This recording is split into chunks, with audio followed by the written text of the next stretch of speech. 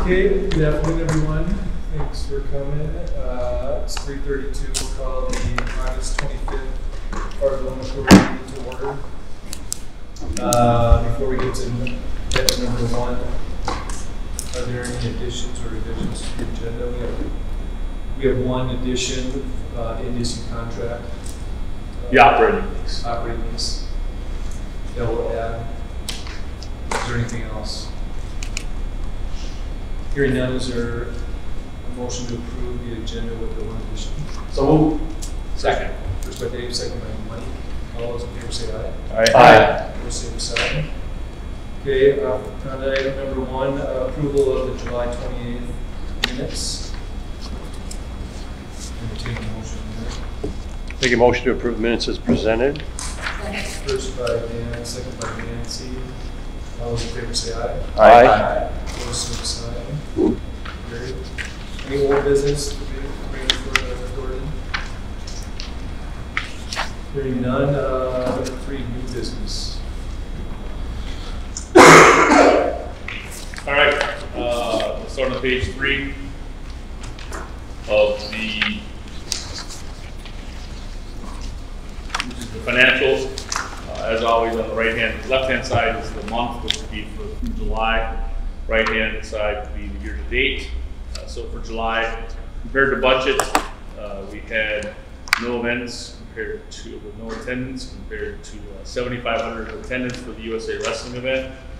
So we had a negative event income of $465, which is essentially some changeover expense we had for meeting room events, United Way School Supply Drive. And we compared to a budget of $55,900 in event income. And we had indirect expenses were about $57,500 below budget. Budgeted at $350,000. It came in just over $292,000. So for the month of July, we had a net deficit of $200,000, which was about $30,000 below the budgeted deficit of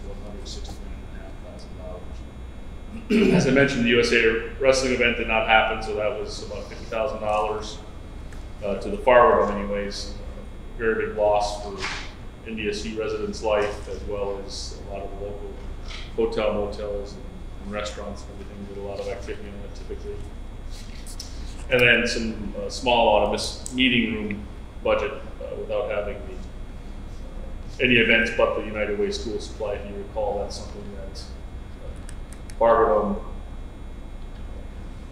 supplies the space for. That is not on a charge basis. It's a group that comes together and touches all the K-12 kids with the supplies. So we feel it's one of those good community events to have. Other income, the negative advertising revenue of a negative $103,000. We did not recognize it in July advertising or suite revenue.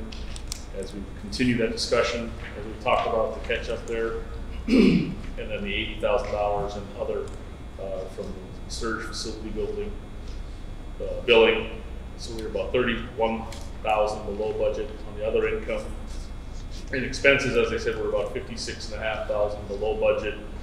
Operations about $38,500 by controlling utilities, lighting, the HVAC, everything such as that. But then we still did have more purchases of COVID related, whether it be hand sanitizer or different things such as that. So the savings work continues very well.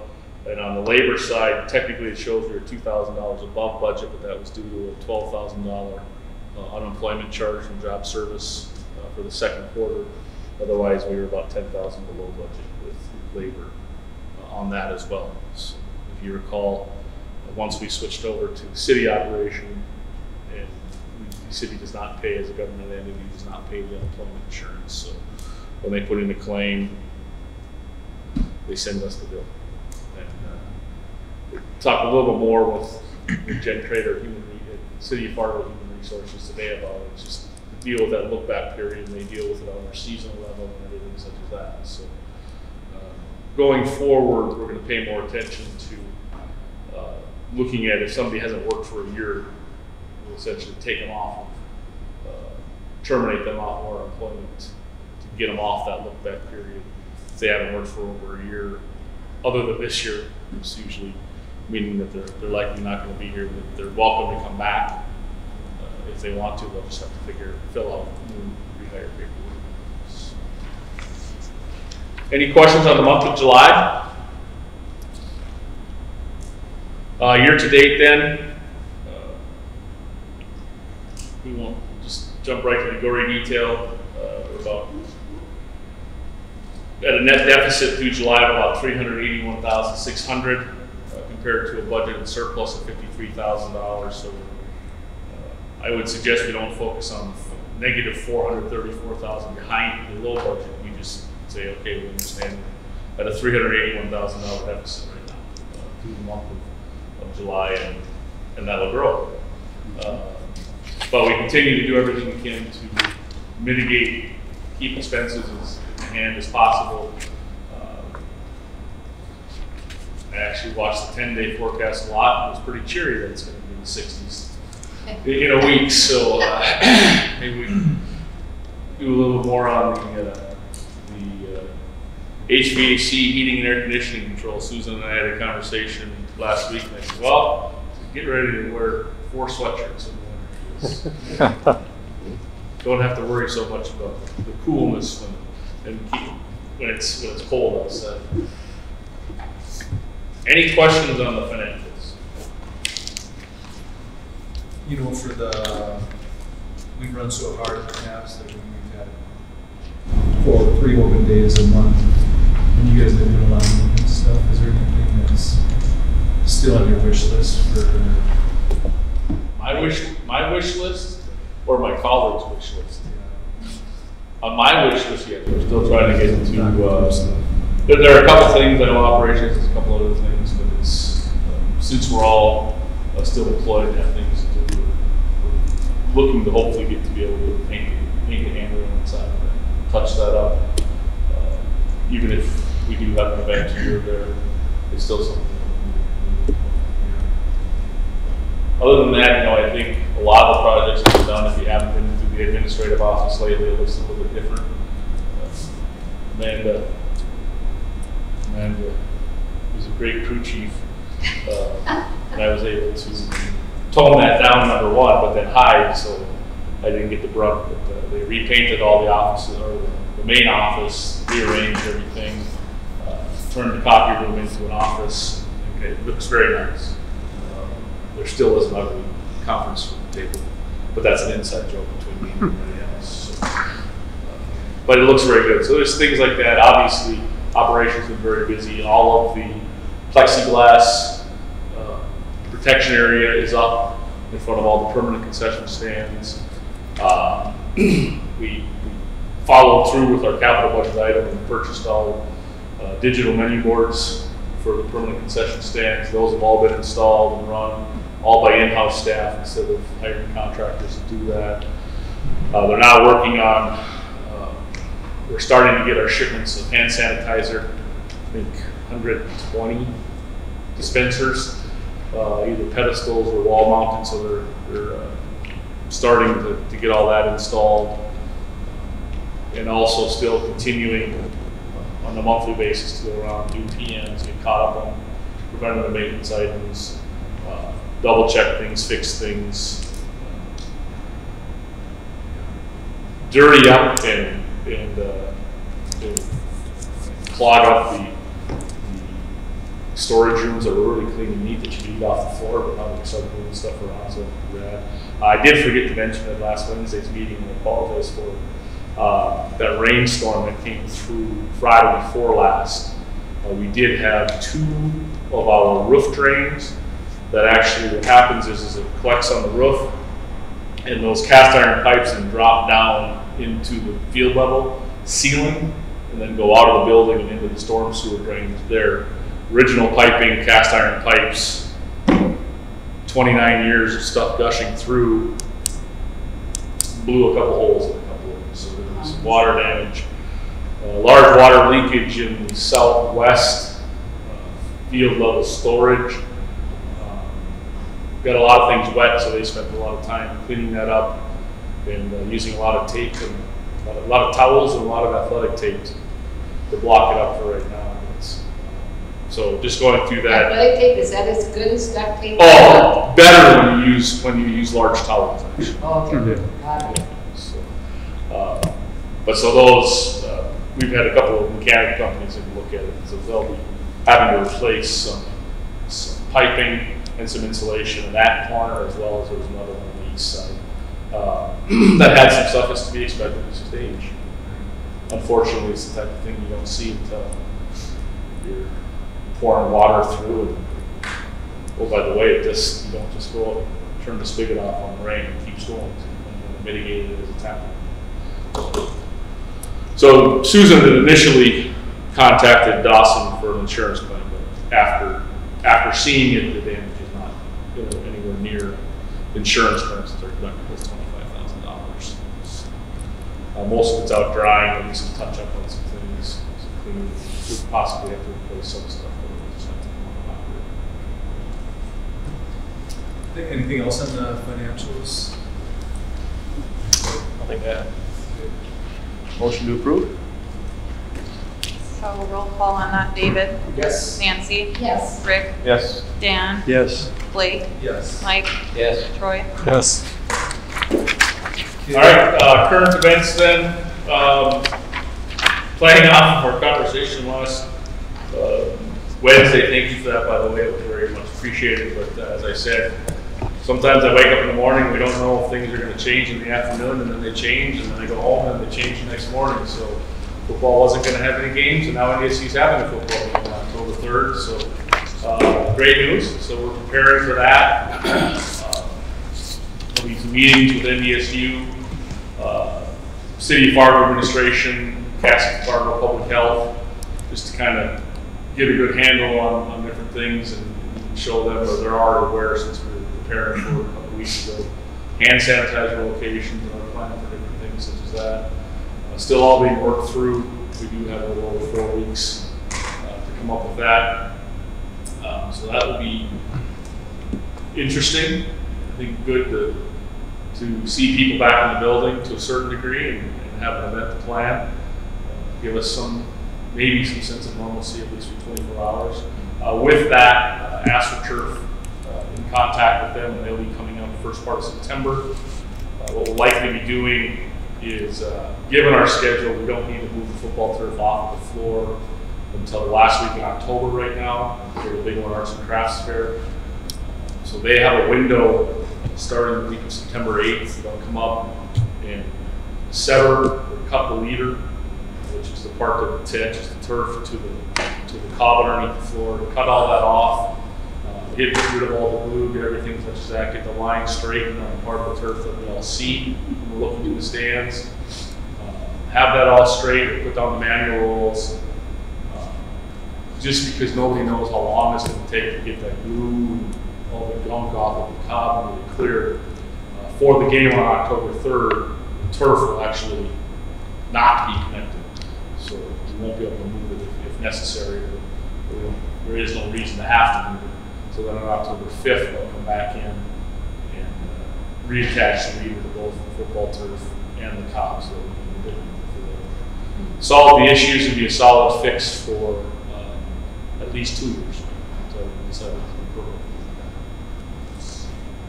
I did tell them that whatever we do, it needs to be done really good, because I think we're going to be moving it a lot between January, February, March, and April, and May of this year. So, any other questions on other events? Again, so we have that upcoming. Big One Arts and Craft Fair is still on the books. The Dakota Bowl and state volleyball, high school state volleyball tournament in November. As of now, we're still happening. The Egg Show likely will happen in some form. Kick off in the new year. Any Minnesota football teams? I forgot to get a second on the, so you can circle back to that. I forgot to get a second on the financials. It was Mike. Oh, it was Mike. I didn't hear it then. You Okay. didn't hear that? One other thing too is FARGODOME will be early voting both the week of October 19th and the week of 19 plus 7. October 26th or whatever that is. And my understanding is actually this year the early voting is happening through Saturday each of those weeks. So it'll be there, and then the election on both Monday, November 2nd and Tuesday, November 3rd will also be here. If the turf is off the floor, we may have it on the floor, but we'll work with the county to see what their needs are, space are. The last couple of elections have had large turnouts. Presidential elections have had large turnouts of lines here, so we're working through that to make sure we can accommodate a large amount of people. I was gonna ask, have any Minnesota schools call up to lockdown dates and march them off? Not yet. I did hear from one group and sent them the information. I think they're just trying to, they just want to hold, they're just holding cross country and tennis school. So for this year, they just wait to see what the Minnesota High School Activities Association will do along with, now that football has started in North Dakota, to see how that works, and once volleyball starts, to see how that's going. But yeah, I do anticipate high demand for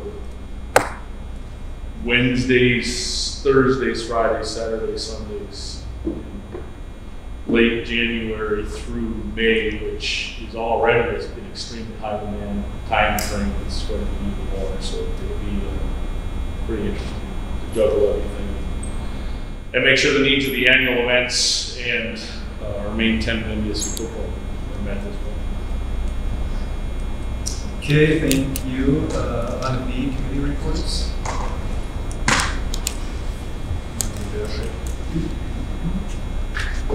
Set. Do you want to give the report? On the finance, I think you did a great job. We covered everything from the financials. Nothing new since our finance meeting last week. I think the issue with anxious to hear the results that, or the suggestions you might have with regard to the refunds, or the rebates. Anxious to hear when you come up with a plan on that. Other than that, could be worse. Not much worse, but it could be worse. That's my report. Anything else on projects or packages? I think everyone was present for that. So, Do you have any questions on that, though, since you make a motion to approve it, that'll make basically put it in stone. right. If you recall, we're likely going to request a Pacquiao because of everything with the delays or the postponements that we entered into an extension of their existing ticketing contract through August 31st of 2021. To try to get through these postponements. It's through the data privacy and So you need an extension or a motion at this meeting as well as the finance committee? well, when you approve the report, when you make the motion to approve the report and it's approved, it'll go through approval. And I just want to make sure we don't have any questions on this. Updates on it? So move to approve the finance report. Okay, we don't need a second. It was made by the chair. Just go. David? Yes. Nancy? Yes. Rick? Yes. Dan? Yes. Blake? Yes. Mike? Yes. Troy? Yes. Okay, on to number 4. You want to take a lead on that, Rob? I certainly can, yeah.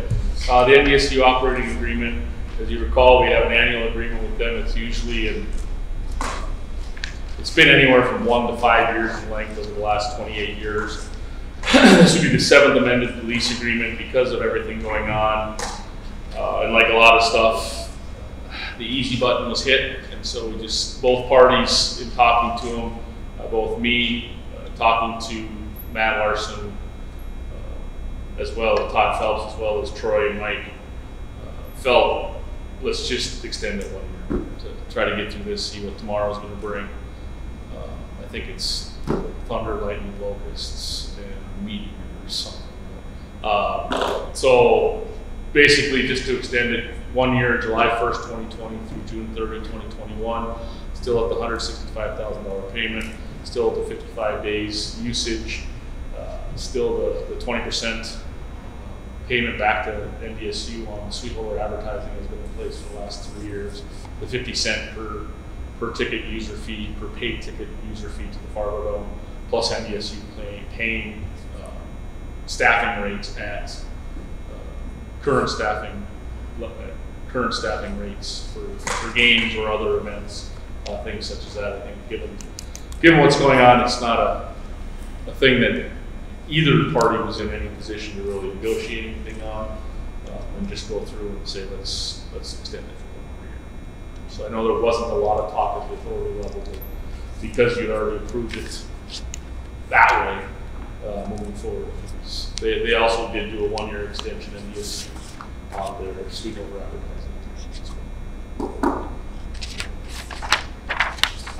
What's the curriculum military's operating lease? It is the 7th amended lease agreement between North Dakota State University and FARGODOME Authority. Do we need a motion on that at this Yes. meeting without having seen it? You can if you're comfortable with it, but I can certainly give it. When's your due date for having it signed back to NDSU? There was a technical error in the email coming back to me, so I did not receive it until last week. They tried to send it some time ago. So technically it goes to July 1st. There is a little deadline. We're still operating under the guise of it, so I can certainly make copies. Well, you're comfortable with no significant changes as you described. I mean, it's really just the same. The only changes that were and I took the July 1st of 2017 and changed it to 2020, and June 30th of 2020 to June 30th of 2021. Mr. Chair, move to accept the 1-year extension. Okay, first by David. Second by Troy. So roll call on that, David, Yay. Nancy, Yes. Rick, Yes. Dan, Yes. Blake, Yes. Mike, Yes. Troy. Yes. Okay. Any other items? 354. Pretty efficient. Take it away, Troy. If not, we're adjourned.